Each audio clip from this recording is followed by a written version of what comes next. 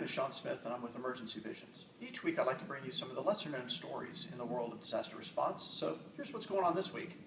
Sandstorms! Yes, you might not think it's a real big deal, but it is a big deal if you live in Kansas and of course in places like the Sahara Desert and even the Sudan. And that's actually kind of sad in the Sudan because of everything those folks are dealing with respect to the forced migration and food insecurity issues. But if you can believe it or not, sandstorms occur all over the world. They occur in Asia, they occur in Australia, they occur in the US certainly, over in Africa. Let's take a look at what's happened just in the last 6 weeks or so. A sandstorm has been in Beijing, pushing their pollution readings to unprecedented levels, according to NBC News, just back on February the 28th.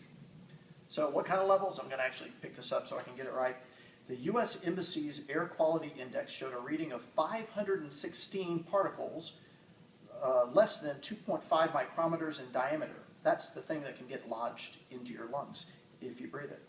Now, what's a safe level? A safe level is 25, so Beijing had 20 times that level based on the sandstorm combining with the already pretty excessive pollution that occurs in that area.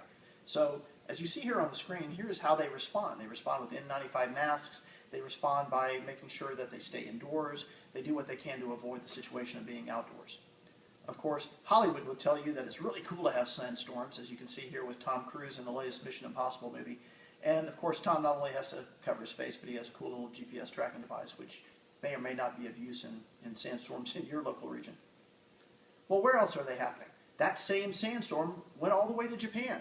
So it created increased levels when it crossed from China over into Tokyo. And you see the level of pollution from that sandstorm occurring just a couple days later over in Japan.